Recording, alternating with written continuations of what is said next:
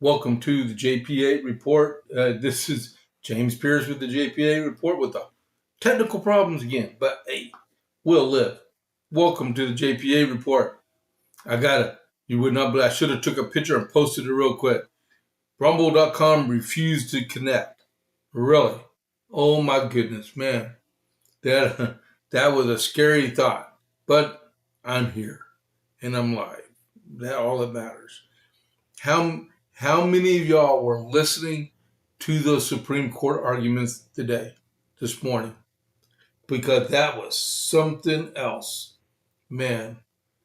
Wow. Okay. Well, welcome to the JPA report as we're spinning up to get people into the JPA report.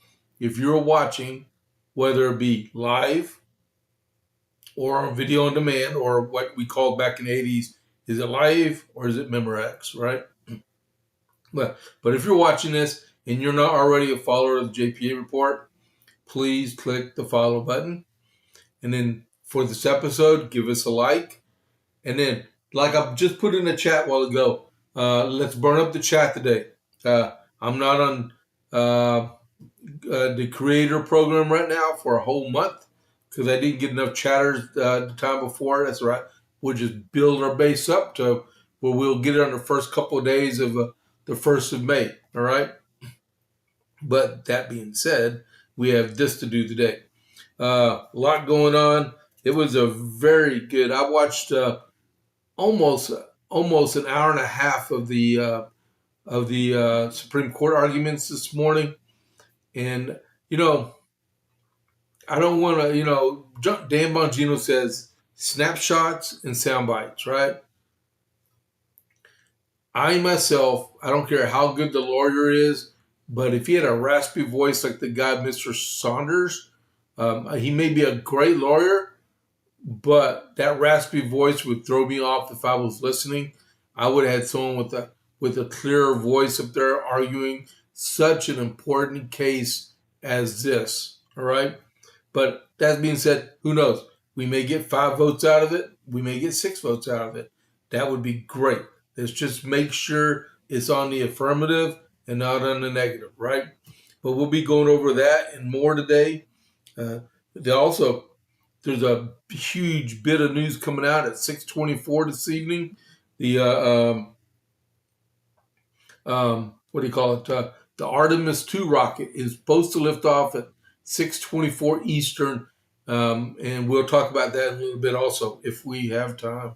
All right, so we went through the welcome, follow, like, chat, and don't forget if you want to help me out with my production here, we do have the Rumble wallet where you can leave me a tip. All right. Other than that, let's go. All right. So this morning, America 250. I read part 1 of a letter from General George Washington to Lieutenant Colonel Joseph Reed. So we're gonna. And so if you want to hear the first part, just go back to this morning's morning brief, and that's where I started. All right. All right. So I'm glad to find my camp equinage. I think that's horses. But I'm glad to find my camp equinage in such forwardness. I shall expect to meet it, and I hope you at New York, for which, and this is George Washington speaking.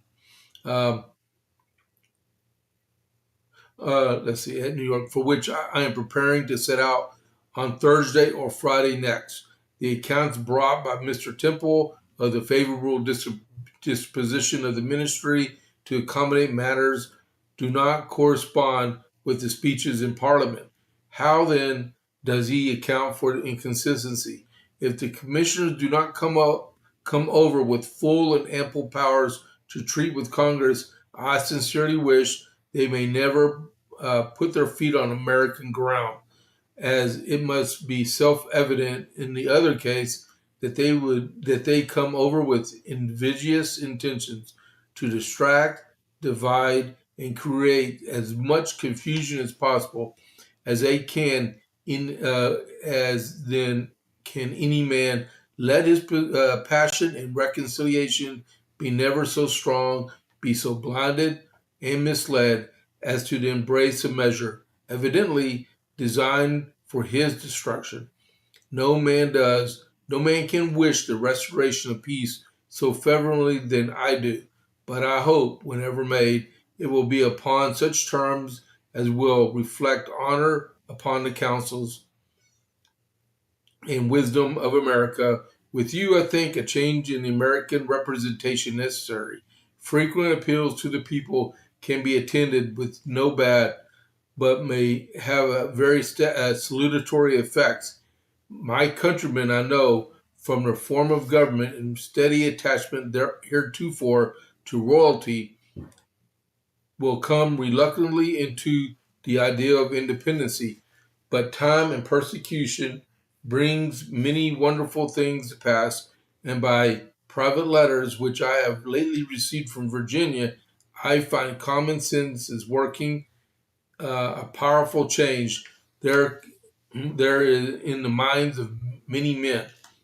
The 4,000 men destined from Boston on the 5th, if the ministerialists had attempted our works in Dorchester or the lines of Roxbury, were to have headed by Put, old, okay, but he would have had pretty easy work of it, as his motions were to have been regulated by signals, and those signals from appearances. He was not to have made any attempt unless the town had been drained or very considerably weakened by its force.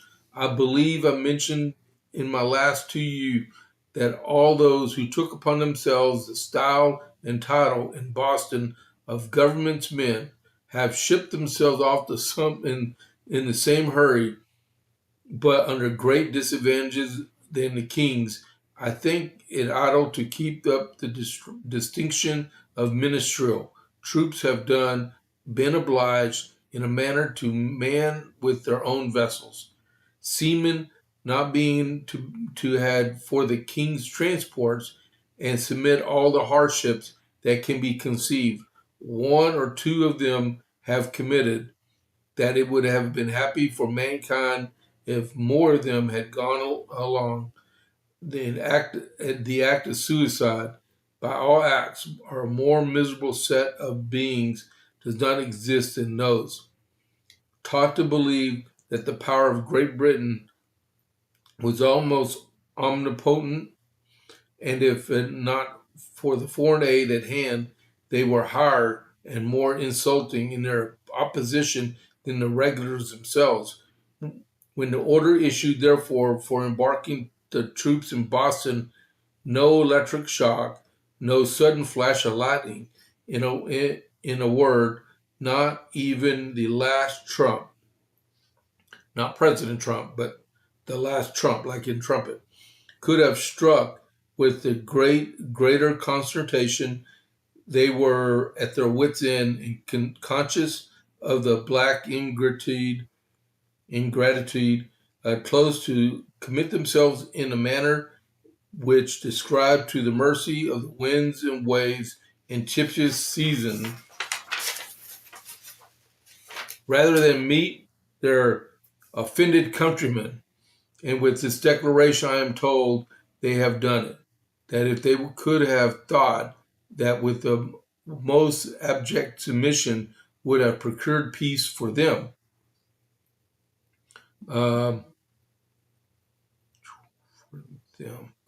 they would have humbled themselves in the dust and kissed the rod that shed be out for chastisement. unhappy wretches, deluded mortals. Would not have been a good policy to grant a general amnesty and conquer the peoples by a generous forgiveness. I am with I am with Mrs. Washington's compliments, joined with my own Mrs. Reed. Dr. Sir, your most sincere and affectionate friend and servant, General George Washington. P.S. I have this I have instantly received an express from Governor Cook informing me that a man of war is just arrived in the harbor at Newport and that 27 sail of vessels supposed to be part of the fleet from Boston are within Second Point. I have no idea where that is. I have ordered General Sullivan's brigade, which marched from hence on Friday afternoon, to file immediately for Providence, and General Greene's, which was to begin its march today, to immediately repair to that place. George Washington. Things are looks like they're preparing for Rhode Island and Connecticut. All right, and New York. All right, so that's that letter for the day. And welcome, Rob. Missed you this morning. Hope everything's going well. Me and him both listened a little bit of the 14th Amendment arguments on the Supreme Court. Don't forget the chat. Engage us, man. Like he said, he's here for a little bit, and he's got more to do today. All right. Iran update. Trump is going to address the nation this evening about. I hear the cats out there making a mess. Okay, Trump is going to address the nation this evening about an important matter concerning Iran. Before I go any further, I'm going to show you the Truth Social he wrote just a couple hours ago. Iran's new regime president, much less radicalized and far more intelligent than his predecessors, and he can breathe too, has just asked the United States of America for a ceasefire. We will consider when the Hormuz Strait is open, free, and clear. Until then, we are blasting Iran into oblivion, or, as they say, back to the Stone Age. President DJT. All right, I hope that makes a lot of sense. And then I'll get the next one ready. I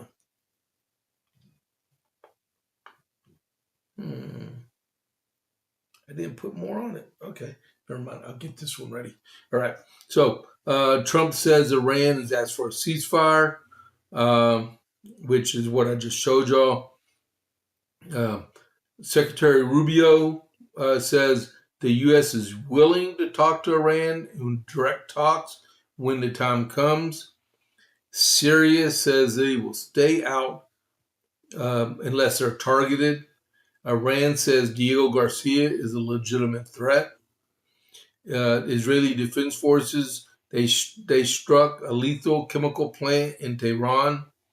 Iran's foreign minister has not responded to the 15-point plan that our government has submitted to the Pakistanis. I'm wondering if he's out there searching for 72 virgins, since he hasn't responded to anything. The updated combat stuff for the U.S. is we've struck over 12,000 combat missions, and 13 killed in action, and the wounded is up to 349. The Israeli Defense Forces has killed the Hezbollah Southern Front commander, Haja Youssef Ismail Hashim. So if you're looking for him, he's actually searching for his 72 virgins, and he's not going to find them. All right. So Brent crude oil is trading right now at $101.18 a barrel. West Texas Intermediate is trading at $98.87 a barrel. And the Dow Jones, when I put this together about 10 o'clock this morning, I think it was, the Dow Jones was 46,639.81, which makes it about 298 points upward. And that's on top of the 1,200 point upward climb yesterday also. All right. That makes people happy with a high Dow Jones. All right. So with that, I'm just going to show you this to get everyone all excited for the day. Make America Great Again. Straight from the top. Great MAGA. All the way. All right. So we get that one ready. The next is...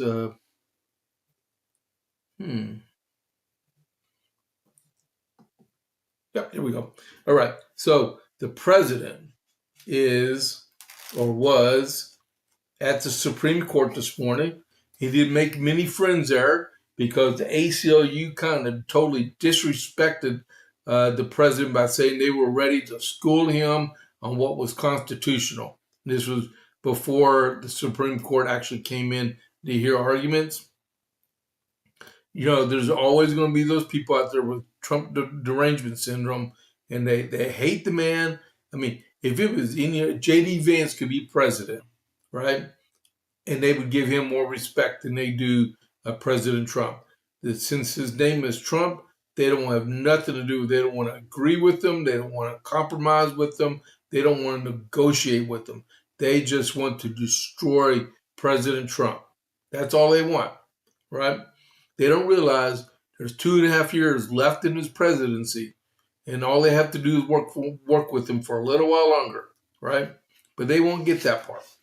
So the 14th Amendment is the Equality Clause amendment that guarantees black citizenship in the United States, all right?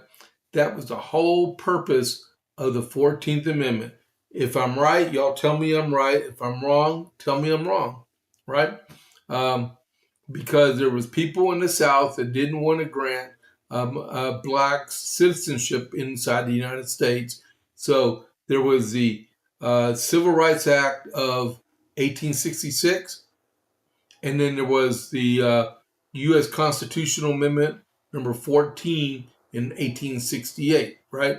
And that was 1868 was the presidential year, and I do believe Johnson didn't get elected. I can't remember if he ran or didn't get. Can you believe 1868 and 1968? There were 2 President Johnsons, and they both succeeded presidents that were assassinated. If it was me and I'm a presidential candidate, I would not nominate anyone for vice president with the last name Johnson. Okay? Food for thought. Note to self, right? But so 1868, there was the 14th Amendment that went into effect, granting all slaves U.S. citizenship. Okay? The 13th was the abolition of slavery. The 14th guaranteed U.S. citizenship, and the 15th granted all black males the right to vote inside the United. Anyone that was male eligible to vote was given the right to vote. All right, so that's 13, 14, and 15. What it did not grant was everyone automatically to become a U.S. citizen. And that's where the birthright citizenship, there was a case that went before the Supreme Court in, I believe, 1898. I'm not a lawyer, so you're going to have to research that yourself. But I'm chasing that squirrel like I did this morning. But let's go from here. I'm sure I just printed this off the printer. The U.S. Supreme Court on Wednesday will weigh the legality of President Trump's executive order seeking to end birthright citizenship in the U.S. A landmark court fight could profoundly impact the lives of millions of Americans and lawful U.S. residents.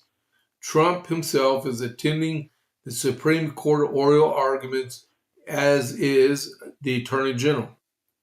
That would be Pam Bondi, if you didn't know. The president's attendance marks the first time in U.S. history that a sitting U.S. president has attended oral arguments and underscores Trump's interest in this case. At issue in the case is Trump versus Barbara. It is an executive order Trump signed on the first day back in office. The order in question seeks to end automatic citizenship or birthright citizenship for nearly all persons born in the United States to undocumented parents or to parents with temporary non-immigrant visas in the U.S. So don't believe the hype when everyone says, well, the president he can pick and choose who he wants to be U.S. citizens. That is not what is at stake in this case. It's only to undocumented people they call them anchor babies. It's like they come over as illegal aliens. They have that baby, and he said, well, you can't deport me because my son or my daughter was born here and they're a U.S. citizen, and we have to take care of them. This is what they're trying to prevent, that this baby is really a Mexican citizen or a Spanish citizen or a German citizen or even a Syrian citizen. You can even say an Iraqi citizen. Just because that baby was born here to illegal aliens does not mean that they're automatically a U.S. citizen. Okay. The stakes in the case are high, putting on a collusion course more than a century of executive branch action, the Supreme Court precedent, and in the text of the Constitution itself, or more specifically, the Citizenship Clause of the 14th Amendment. The Trump administration's official view of the order and the High Court's consideration of the case as a key component of his hardline immigration agenda, and an issue that has become a defining feature of his second term in the White House. Opponents argue the effort is unconstitutional and unprecedented and could impact the estimated 150,000 children born in the U.S. annually to non-citizens. Well, if they're non-citizens, they should be back in their own country. Anchor babies, remember that. What came out in the Supreme Court was they said there was 100 or 1,000 companies, baby milk companies in China itself. I think they said there was 100 of them. And what they do is they get pregnant women to come in.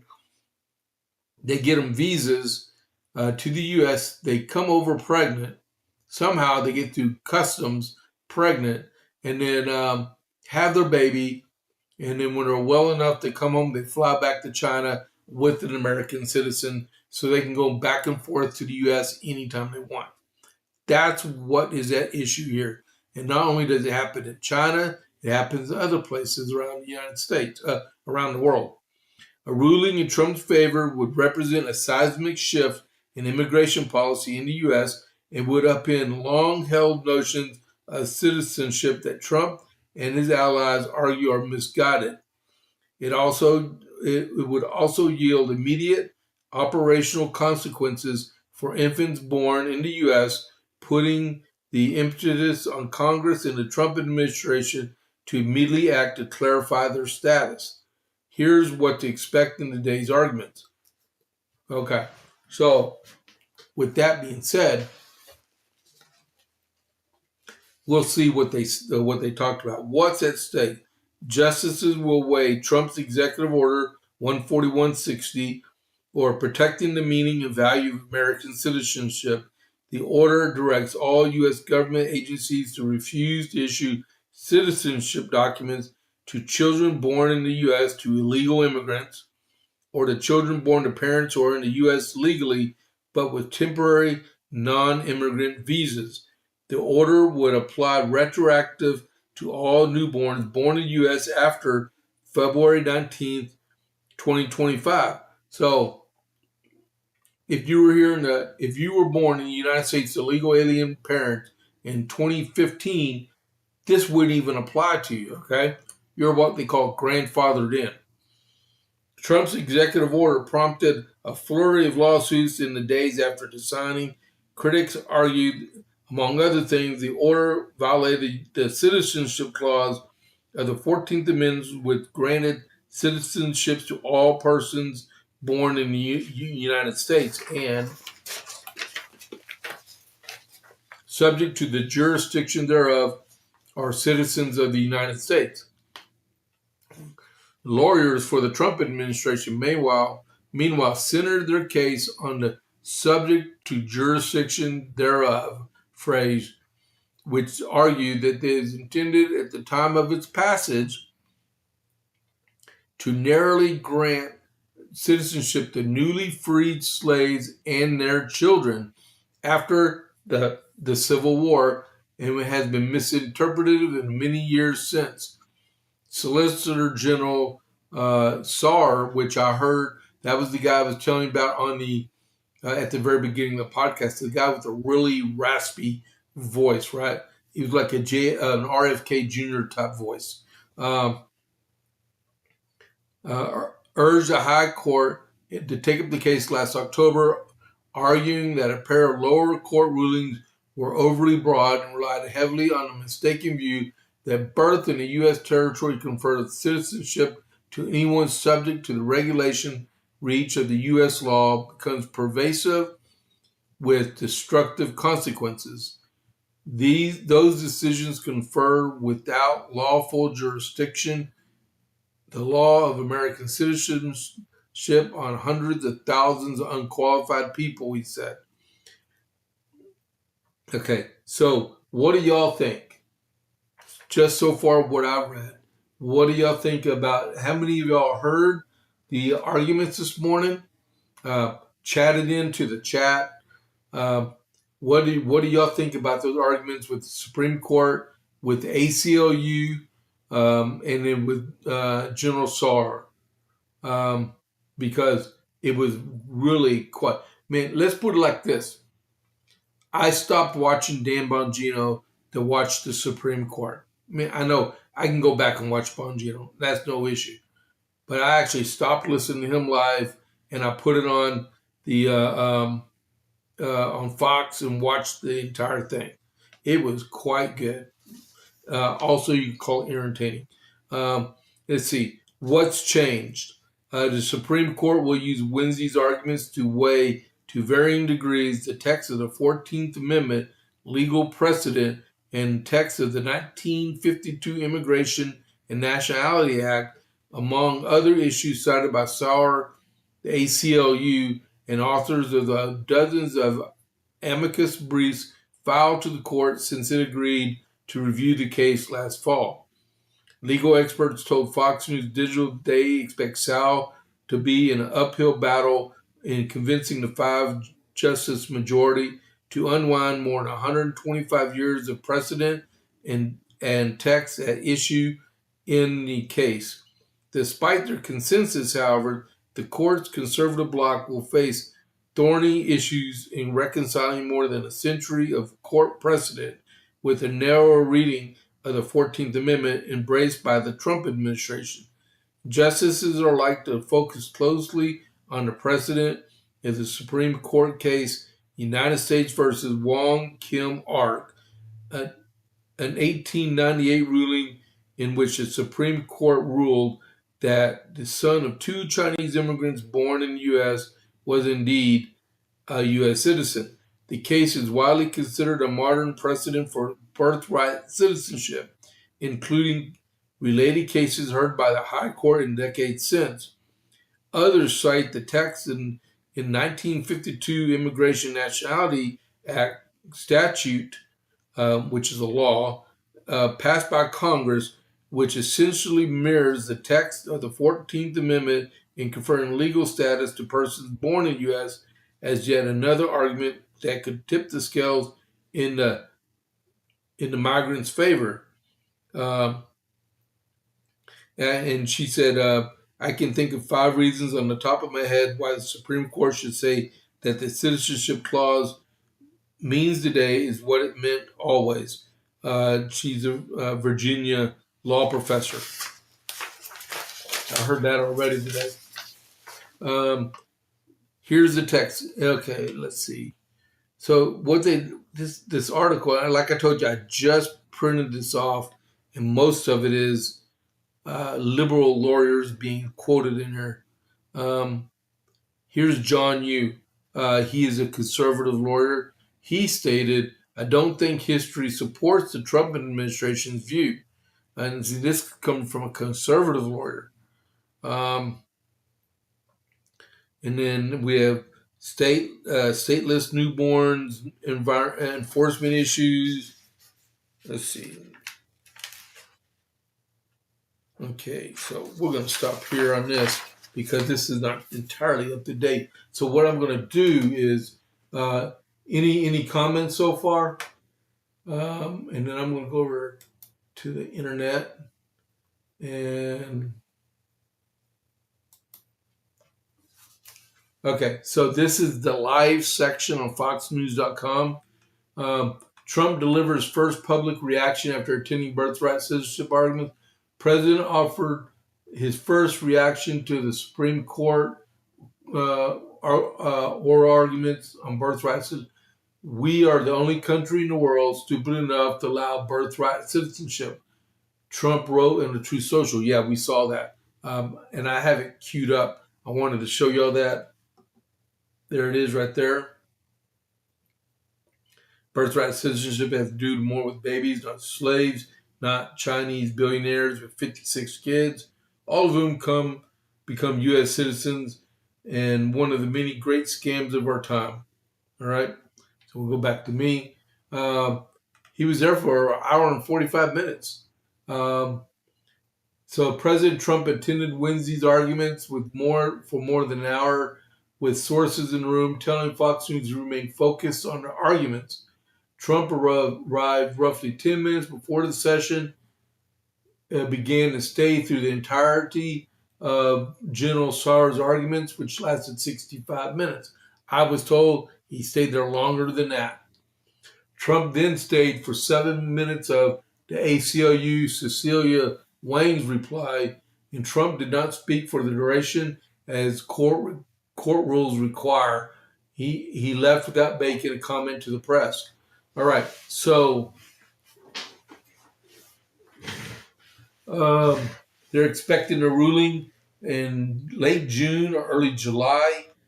Let's see. So the ACLU, Cecilia Wang, this is what she said, right? She said there's two passive victory over President Trump's effort to limit birthright citizenship. Wang made a statement under questioning from Justice Brett Kavanaugh on Wednesday. Last question, though, why would we address the constitutional issue? This is the last one. Why would he address the constitutional issue given your argument on the statutory over our usual practice, as you are aware, of course, is to resolve things on statutory grounds and not to do congressional ground, Kavanaugh said. Sure, I would think obviously we have these two paths to win here. We're happy to win on either of both of them. I do think if it would be prudent for the court to reaffirm the decision in Wong Kim Ark, which was in 1898, where it is a landmark decision about the definition of national citizenship in this country. I just think it would be prudent for the court to go ahead and reaffirm that. But of course, we're happy to take the win on any ground, Wang responded. I just hope she understands there have been Supreme Court decisions overturned before. All right? Anything can happen. Ketanji Brown Jackson actually complimented Justice Alito on one of his points he was making in his arguments, which is Calder colleague Samuel Alito made a good point about the interpretation of Wong versus U.S. versus Wong Kim Ark on Wednesday. The point of agreement was between the two typical opposed justices as they were questioning the ACO director Cecilia Wang regarding birthright citizenship. Can I offer a possible explanation why Justice Gray, which was back in 1898, made a point of putting domicile in what he was holding in that case? Alito said, referring to Kim, to the Wong Kim Ark. Um, there are too many immigrants who are horribly exploited, brought to the United States to work on the Transcontinental Railroad, who were horribly exploited, brought to the United States to work on Transcontinental Railroad, to work in mines. They were worked to death. They were treated horrifically. They were overwhelmingly men. There wasn't an indication that they would stay here. They could stay here. They didn't have permanent homes, and they were, in opinion, as drawing a distinction between those two categories of people who had been here well understood at that time when Wong Kim Ark was decided. And it just keeps going on. So afterward, okay, so I'm not a lawyer. Most of the people watching me are not lawyers. But what was said afterward was that Katie Urban, she's a lawyer for Fox News. She said she expected it to be a very close opinion. She didn't say yay or nay on which side the five would be on, but she said it would be close. And like I said earlier, that I would have thought it would have been better if we had an arguing lawyer that had a normal voice, not the raspy RFK Jr. type voice. Okay.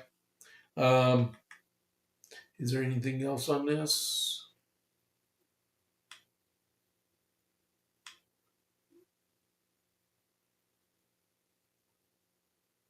Nope.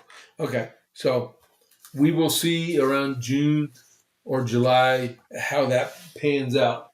Until then, we got to keep living life, right? Trump signed an EO yesterday. He signed an executive order overhauling mail-in voting, and immediately California and it was California and I'll get to it. Just say two states immediately filed lawsuits against the executive order, and then about 11 more states within a couple hours filed lawsuits. Then in itself, and it happens on both sides.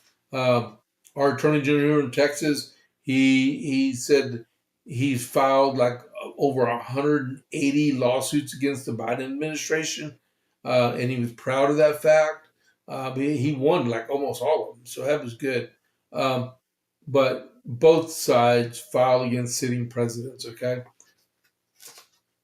so President Donald Trump on Tuesday signed a sweeping executive order targeting mail-in voting and voter eligibility, calling the move a major step toward restoring confidence in U.S. elections. Speaking from the Oval Office, Trump said the order is focused on voter integrity in mail-in ballots and on stopping the massive cheating that's going on. We're going to be signing an executive order, Trump said. I believe it's foolproof. I think it's obvious what's said. What's said. The order directs federal agencies to work with states to compile lists of eligible voters using federal citizenship and identity data, which also includes instructing the U.S. Postal Service to develop new safeguards for mail-in ballots, including barcode tracking and verification matters.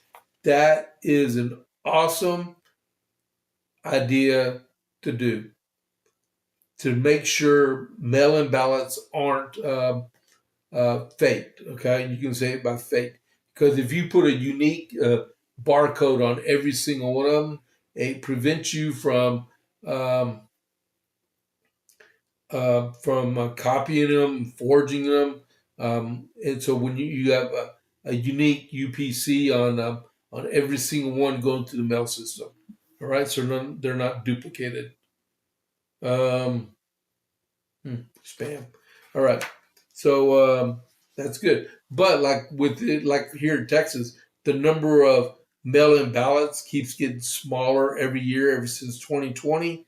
More people are back to traditional voting. Unless you live in places like California, Washington, Oregon, and uh, I believe Colorado's the same way to a point, uh, where there are massive amounts of mail-in ballots. Can you imagine living in a state and you moved and you got um, they sent you a ballot, right? But you moved and the ballot didn't follow you from your old address to your new address.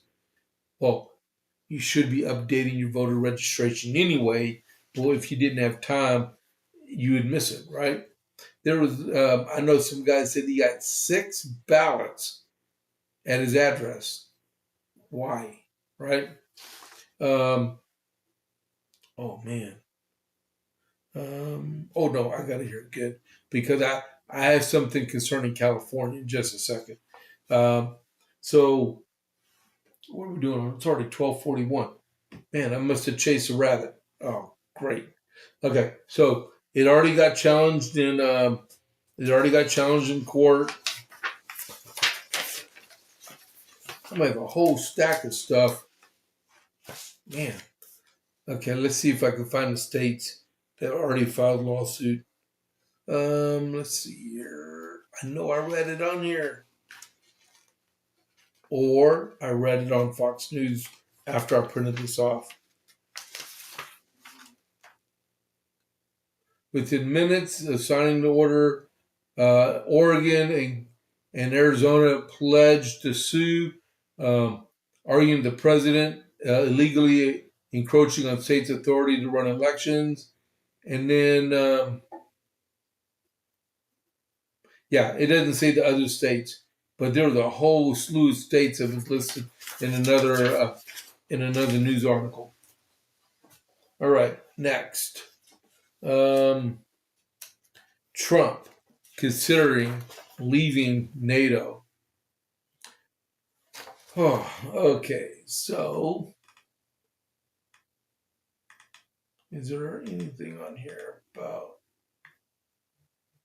Hold it. Nope. Okay, we'll go with this one. All right. So, President Trump said he is strongly considering pulling the United States out of NATO over the alliance's refusal to join his administration efforts in the Iran conflict, according to a report. I was never swayed by NATO, Trump said. The president, long a critic of the military alliance, which has been pivotal in maintaining global order since World War II, said reconsidering the matter was beyond consideration. I always knew they were a paper tiger, and Putin knows that too, by the way. He told a British outlet who's doing the article, right? You're in stuff like France and Italy, and then you hear from England. This is not our war. We don't want to get involved. Well, guarantee you, if we would not have done nothing, and they would have got that final revolutions in the centrifuge to make nuclear weapons, that if they could have put that thing on a 2,500-mile missile, it could have hit London. And what would you done then? Mr. President, could you come help us defend ourselves?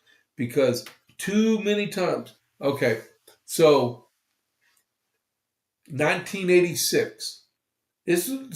We should have been done with NATO a long time. As soon as the wall fell, we probably should have just wiped our hands of the alliance and left. All right.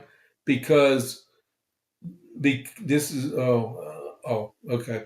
Um, hey, if y'all are wondering, watching on the chat, this you hear from this Tiffany person, that is a K-pop song, okay, and they're advertising K-pop, their K-pop song.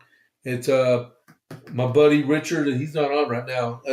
Covite for Life. He actually went and looked at it on Spotify. It's a K-pop song. All right, so back at this. So back in 1986, right? Libya blew up a bomb in a discotheque in West Berlin, and we tracked it down to Muammar Gaddafi, right? Well, we President Reagan decided he was going to retaliate against Muammar Gaddafi. Um, was that it? Yeah, it was. Yeah. Um, so he took a lot of F-111 Ravens. They were fighter bombers that we had back then in inventory. They were older ones. It's before we really got going with the F-15s and the F-16s and stuff like that, right?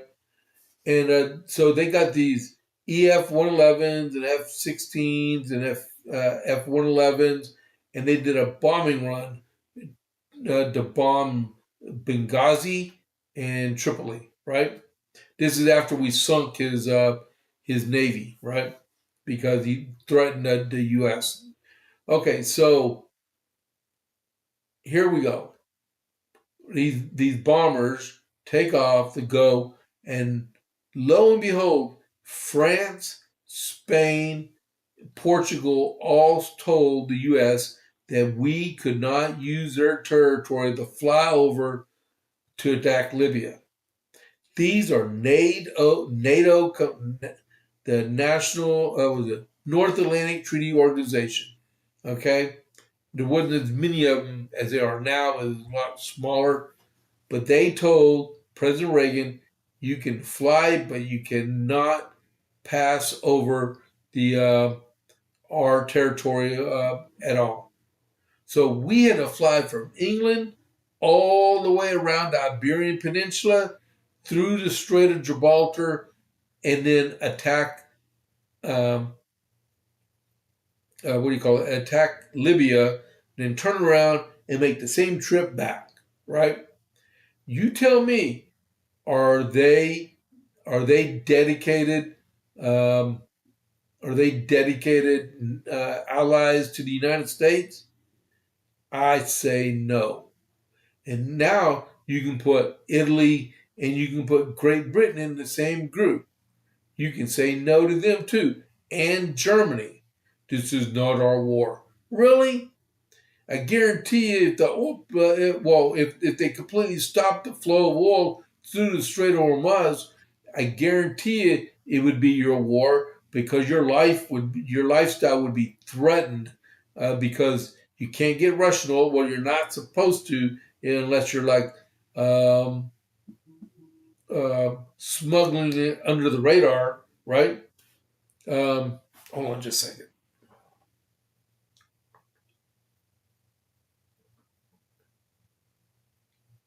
Okay.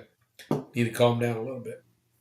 But yeah, so if the president decided he wanted to go to Congress and withdraw from the North Atlantic Treaty, because that's how he would have to do it. He would initiate the intent, it would have to go before Congress, and the Senate would have to say yay or nay. That's how it would go. If I'm wrong, I'm wrong. Rob, if you're still on, let me know if I'm wrong, okay? But so my view would be I would, if I needed to reorganize and make my own treaty, I would say yes. Poland, Latvia, Estonia, Lithuania, all those, along with the Czech Republic, Slovenia, the Slovakia, and then into the Baltic states, right? That would be all. I would do a revised North Atlantic. I would call it the Eastern European Alliance. Let's see, how would you say that? U.S. Let's see, U.S. Eastern Europe Alliance, USEA, EUSA, Eastern European. Oh, you can go European, EUSA. Yeah, there we go. Eastern U.S. Alliance, Eastern European or European United States Alliance, USA, or something like that. Just make something up, but just limit it to those countries that are in the far eastern parts of Western Europe and work within them and keep them safe.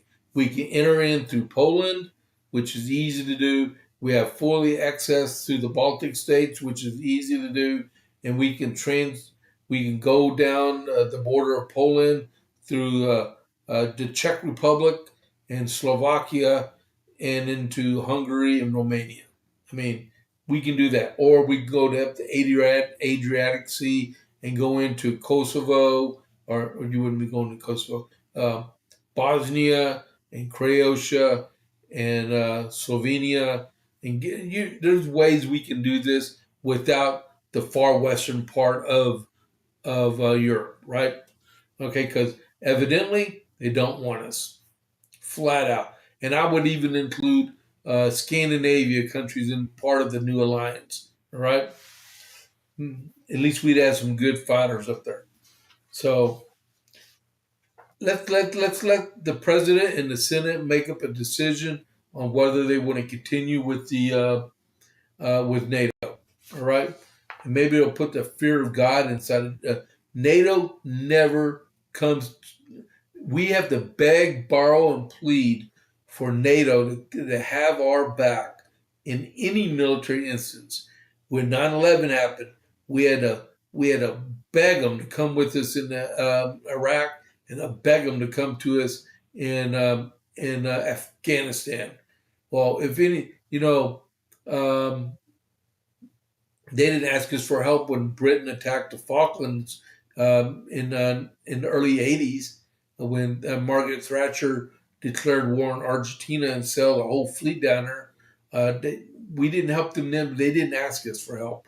And but all the other stuff with Turkey and Greece and any other time these countries get totally into terrorist instances, we offer our assistance, but they never want to come to our help.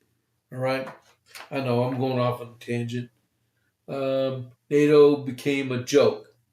Yes, Rob says leave NATO. His wife is German. She's Deutsch. She is from from Germany, and he says leave NATO. I fully agree. What are we going to get out of it, man?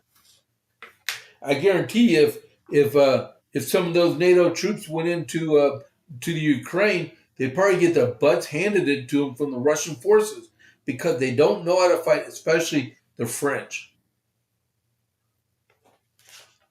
Yeah. You ever saw a French weapon in an auction?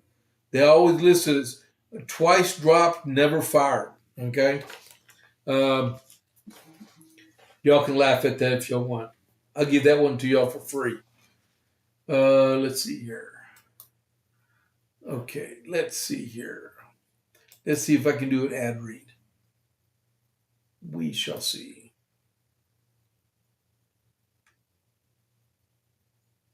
Ooh. Okay, let's do this one, guys. Okay, pay attention. Here we go. I've never read this one before. So let's see what it goes.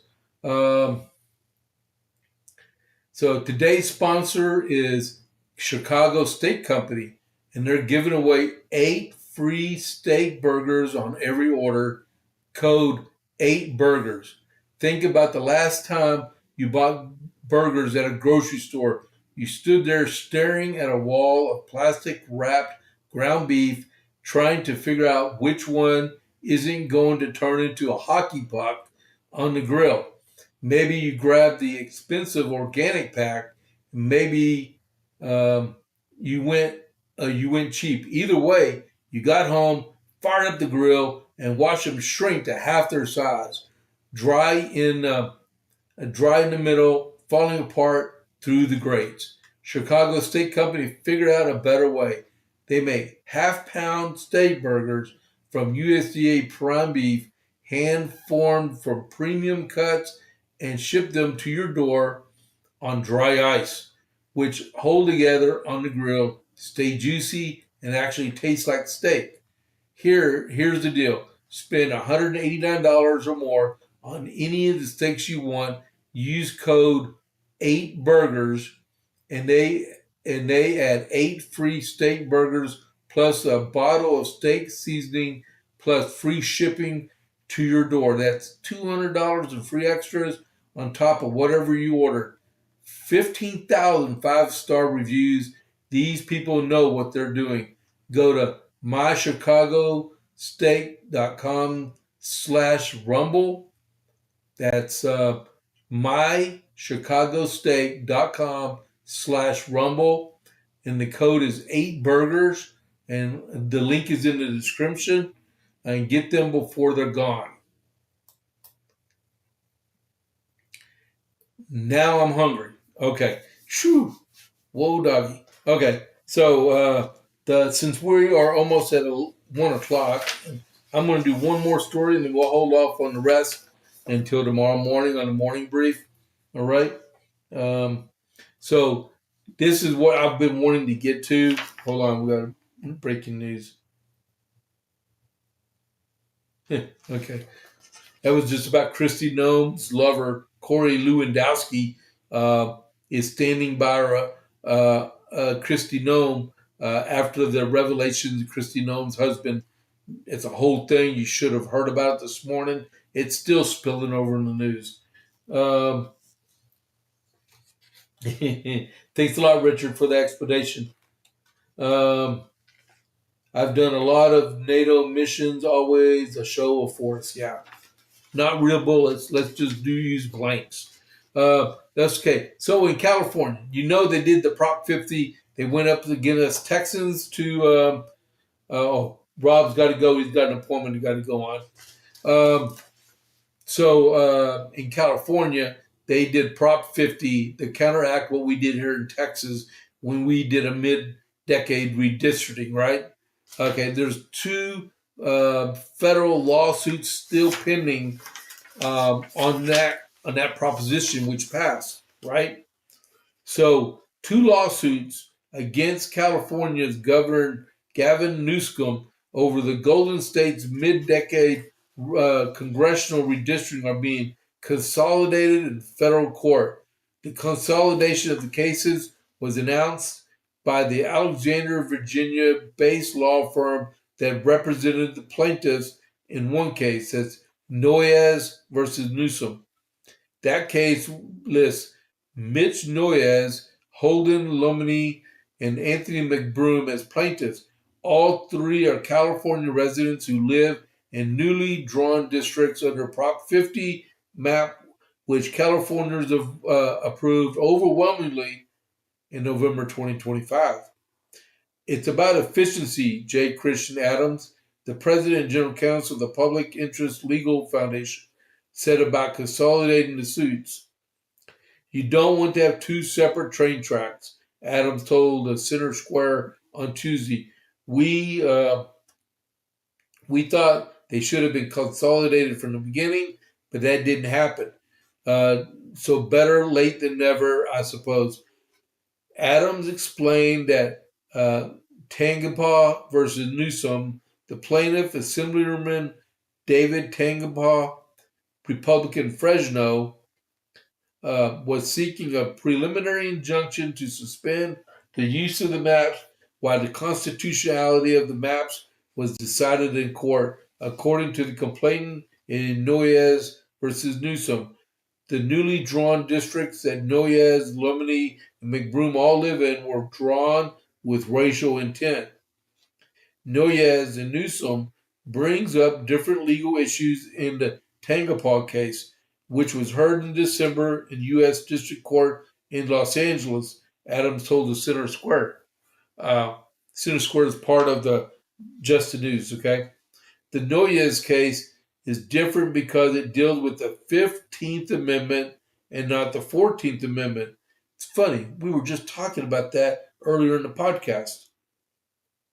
The hurdle for the 15th Amendment is much lower to get over than the 15th Amendment. The 14th Amendment is a harder case. The 14th Amendment is a harder case.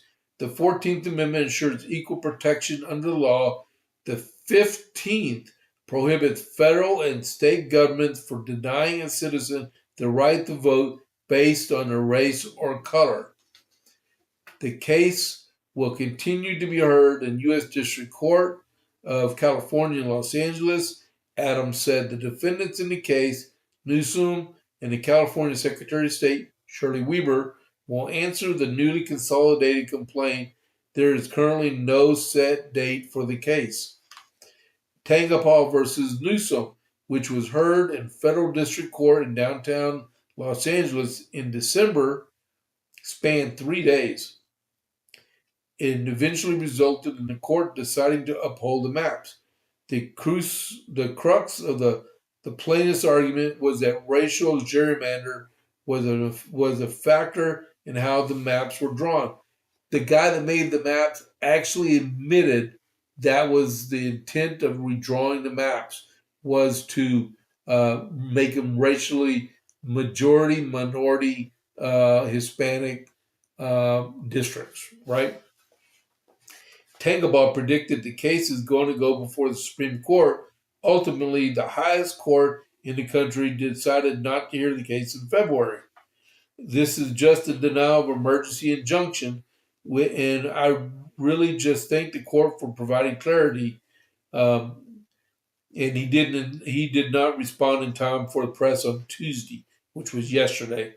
Tangapaw was the only Republican lawmaker to sue Newsom and Weber over Prop 50, filed the lawsuit after the special election passed in November, with 64.7% of the vote approving the measure. Newsom pushed for the mid-decade redistricting effort after Texas redrew its congressional maps last year to allow the Lone Star state Republicans to pick up 5 new seats in the House of Representatives. Midterm elections later this year.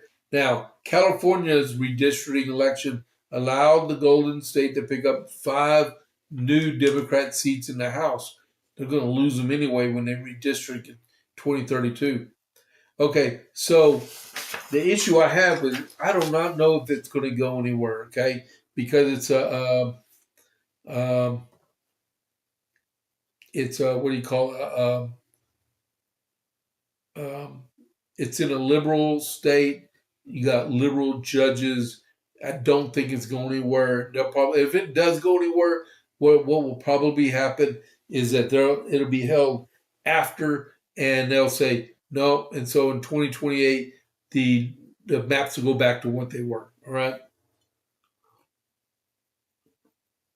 Because what is that issue?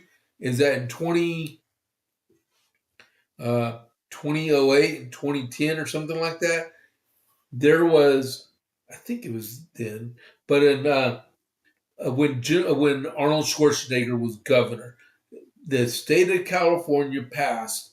They wanted nonpartisan redistricting representatives to make their maps, right? So you get several people together. There aren't legislatures, and they draw up the new maps. Nonpartisan representation, right? So, or like you have equal number of Democrats, equal number of Republicans go in there, and they hash it out, make maps, right? So that was cool. Well, lo and behold, as Texas, we don't have anything on the books saying you can't do a mid-district redistricting. And our legislatures make our own maps for us. It's always been like that. In California, back in 2010, They did away with that, and you have this committee come together and they make the maps. So the special election they had in November, what it did was, and he rushed it through. I don't see how he did it that fast, but it made it to where, so now it goes back from this committee back to the state legislature, and they approve the maps and they put them out. As you know, their map maker admitted they made majority minority districts based on race, and it passed muster through the court system. That is the problem we have with a lot of these judges around here. That's why I keep saying that the Senate needs to get rid of the blue slip process. They have to, along with the filibuster, but let's start easy and get rid of the blue slips so we can get some good, qualified, conservative judges around the country. Now, that being said, with a Democrat president, with no blue slip president, they can do the same thing in Republican states too. So that's why it's important. Elections has consequences. Remember that, right? What are we doing? Oh, wow, we have 17 people online right now. Total. Wow. Okay, that's cool. But that's what I'm getting at on this. I really hope that they win these lawsuits in federal court and to show the Democrats they can't do it. They've got the same problem going on in Virginia right now. They're trying to go from a 6-5 Democrat majority to a 10-1 Democrat majority, and they violated every essence of their redistricting committee, and because they did it in 2022, right? So really, they just, let's temporarily go back to the way it was, and we promise that we'll revert back. Well, what was the purpose of it in the first place, right? So I got people leaving right now. Wow. Okay. All right, cool. All right, what are we? Oh, it's 107. All right, so let's just finish this up for the day. Let's see. Trump is considering Article 2, Section 3 of the Constitution to recall Congress back into session. And then Artemis 2 is going to launch in about 4 hours. So we're going to do our first near moon mission in 50 years or something like that. So I'm sure it's going to be on every TV channel. And then the president will be on TV tonight at 9 o'clock Eastern. And it's going to be 20 minutes long.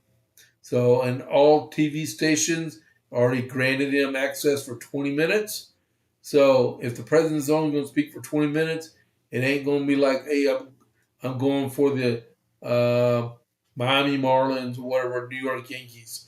All right. This is probably going to be something serious. It's supposed to be an update on Iran. I haven't heard what it might be about yet. We shall see. All right.